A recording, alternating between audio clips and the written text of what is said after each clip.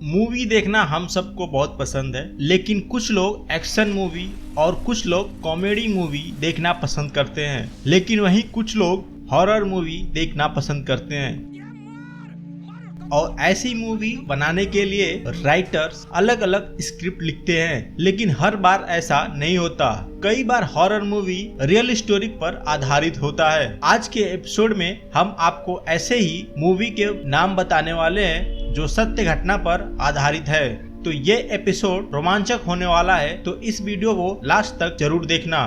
दोस्तों, ऐसे ही informative video देखने के लिए चैनल को सब्सक्राइब और बेल आइकन प्रेस जरूर करें। हॉलीवुड में कई सारी हॉरर मूवी रिलीज हुई है, लेकिन IT मूवी उन सभी में से एक है जो कभी ज्यादा डरावनी मूवी मानी जाती है, जो 2017 की हिट्स मूवी में से एक है। इन मूवी में पेनीवाइज नाम का एक जोकर होता है जो लोगों और बच्चों को लुभाने के लिए अलग अलग चीजों से अपने पास बुलाता है, फिर उसका शिकार करके मार देता है। स्टीफन किंग हॉलीवुड के फेमस और सुपर नेचुरल राइटर्स हैं, जिन्होंने एक सत्य घटना से प्रेरित होकर इट मूवी की कहानी लिखी है। 1972 में जॉन गैसी नाम का एक आदमी था जो जोकर के भेष में कई लोगों को अपने घर ले जाता था। उस समय जोकर या क्लाउन को बहुत फनी समझते थे, इसलिए किसी को उनसे कोई खतरा महसूस नहीं होता था और उन्हें लोग ज्यादा पसंद भी करते थे, और वो लोग उनकी गाड़ी में बहुत आराम से बैठ जाते थे,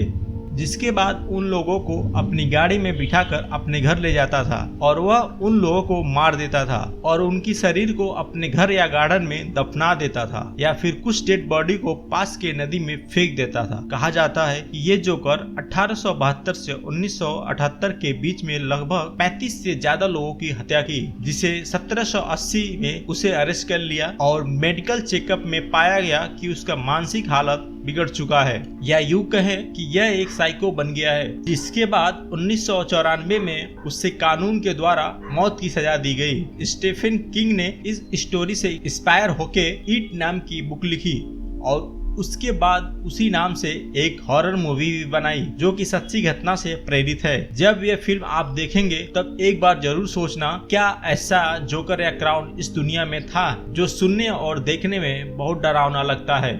एनाबेल 1970 में एक लड़की को उसके बर्थडे पर नैना नाम की एक डॉल गिफ्ट मिली। उसे तो पता भी नहीं था कि उसके बर्थडे पर क्या गिफ्ट मिला है। हालांकि उस बच्ची का उम्र करीब 20 साल था, लेकिन उससे ये डॉल गिफ्ट में मिला था, इसलिए उससे ये गिफ्ट ज्यादा ही पसंद था और वो इस डॉल के साथ ज्यादा समय बिताती थी। एक बार जब डॉल डोना के कमरे में रखा हुआ था, तभी उसे एक कागज का छोटा सा टुकड़ा दिखा जिस पर हेल्प लिखा हुआ था।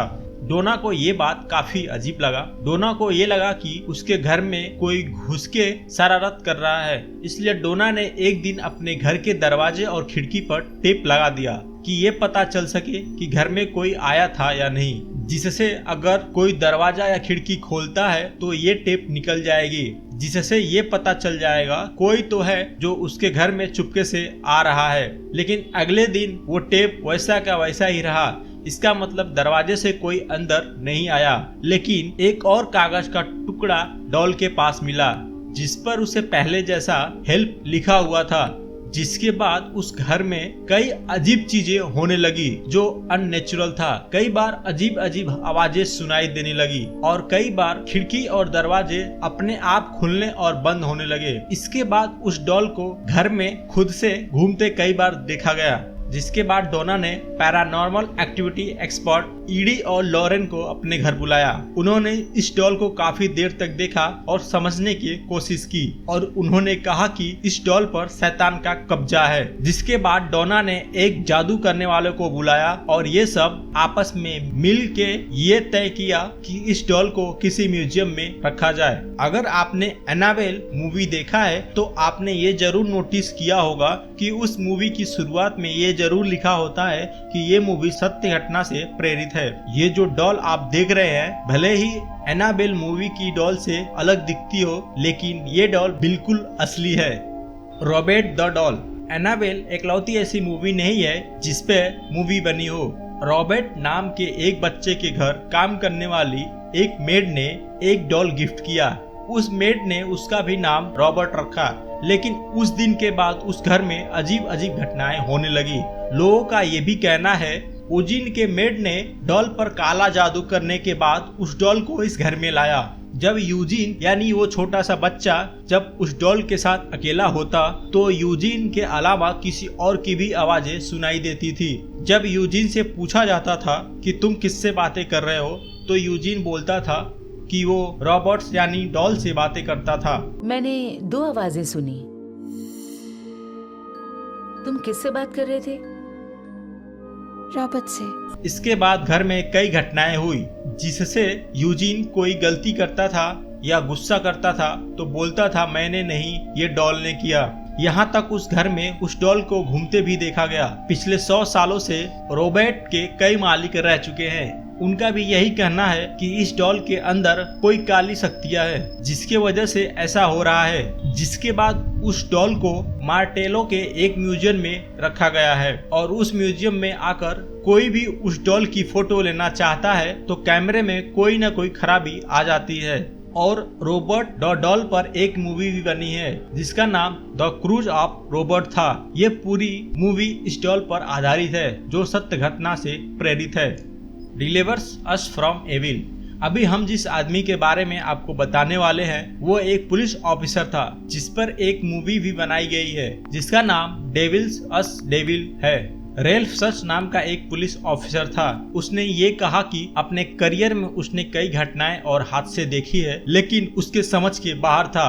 उनका ये मानना था कि ये कोई पैरानॉर्मल एक्टिविटी है क्योंकि रेल्फ एक पुलिस ऑफिसर था, इसलिए स्टार्ट में इस बात को उसने अनसुना कर दिया और इस पर ज्यादा ध्यान नहीं दिया। लेकिन जब रेल्फ के सामने ऐसी कई घटनाएं सामने आई तो वो इस सोच में पड़ गया कि क्या सच में पैरानॉर्मल एक्टिविटी जैसे चीज होती है। आखिरकार रेल्फ ने ये बात पता करने के लिए अपनी पुलिस की नौकरी छोड़कर एक प्रिस्ट के असिस्टेंट बन गए और पैरानॉर्मल एक्टिविटी पर रिसर्च करने लगे।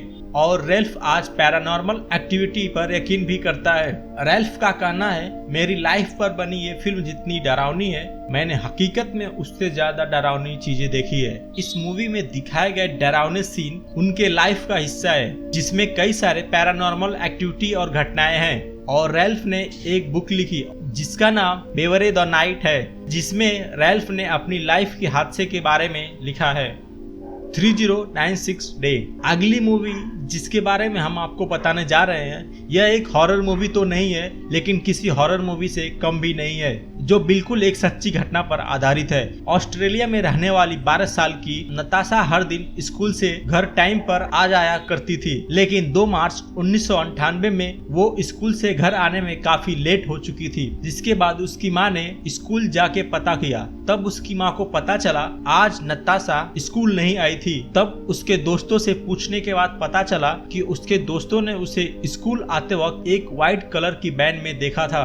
तब नताशा की माँ ने फौरन पुलिस से कांटेक्ट किया और पुलिस तुरंत नताशा को ढूंढने लगी। कई दिन गुजर गए लेकिन पुलिस के हाथ कुछ नहीं आया। दरअसल नताशा को एक आदमी ने व्हाइट कलर की वैन में किडनैप करके अपने घर के एक अलग हिस्से में रखा था जो सिर्फ 5 स्क्वायर मीटर का था जिसमें कोई खिड़की भी नहीं था और उसे कमरे में बंद करके रखा हुआ था। उस आदमी ने नताशा को कई दिनों के बाद चलने के लिए उस कमरे से बाहर निकाला। फिर एक दिन किसी तरह से नताशा वहां से भाग निकली।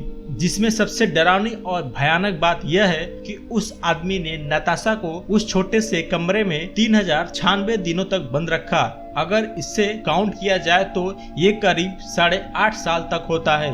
इसलिए ये मूवी का नाम 3096 डेज रखा गया। इतने समय तक एक छोटे से कमरे में बंद होना एक छोटी बच्चे के लिए बहुत हिम्मत और साहस का काम है। नताशा ने कभी हिम्मत नहीं हारी और 8.5 साल बाद उस आदमी के चंगुल से भाग निकली। जब उस आदमी को इसके बारे में पता चला तो उस आदमी ने ट्रेन के आगे आकर अपनी जान दे दी। ये मूवी बहुत डरावनी है लेकिन पूरी तरह नताशा के ऊपर बनाई गई है जिसमें उसके साथ हुए क्रूरता को दिखाया गया है। स्त्री मूवी तो आप सबने तो देखी ही होगी जो 2018 में रिलीज हुआ था। ये मूवी 2018 की सबसे सफल हॉरर कॉमेडी मूवी में से एक था जिसे आप लोग काफी पसंद भी किए। अब आप सोच रहे होंगे ये मूवी का नाम इस लिस्ट में क्यों है। क्योंकि ये मूवी का कॉन्सेप्ट सत्य घटना पर आधारित है। लोगों का कहना ये है कई साल पहले बेंगलोर के एक गांव में एक चुड़ैल आया करती थी और किसी भी घर के बाहर से अंदर वाले आदमी को आवाज देती थी और वो चुड़ैल किसी फैमिली मेंबर की आवाज में बुलाती थी जो फैमिली मेंबर घर के अंदर नहीं होता था। जिसके बाद दरवाजा खोलने पर वो चुड़ैल उस आदमी को घायल या मार देती थी। जिसके बाद वहाँ के लोगों ने घरों के बाहर नावेल लिखना शुरू कर दिया। नावेल एक कन्नड़ भाषा का शब्द है जिसका मतलब कल आना। लोगों का कहना है ऐसा लिखने पर चुड़ैल उस घर पर नहीं जाती जिस पर नावेल लिखा हुआ होता था। कई साल बीत गए और धीरे धीरे लोग इसे भूल गए, लेकिन आज भी कई घरों के बाहर नावेल लिखते हैं। भले ये कहानी आपको सच ना लगे, लेकिन बेंगलोर के इस गांव के लोग आज भी इस बात पर विश्वास करते हैं। उसकी आंखों में देखो, आंखों में प्यार की भूखी है वो, प्यार से देखो, प्यार और प्यार से देखो। अरे हमारी गांठ पटी हुई है, कहां से लाएंगे प्यार। दोस्तों, अगर वीडियो आपको अच्छी लगी हो तो लाइक और शेयर जरूर करें और इस वीडियो के बारे में आपकी क्या राय है कमेंट करके जरूर बताएं और प्लीज सब्सक्राइब करना ना भूलें। मिलते हैं अगले एपिसोड में।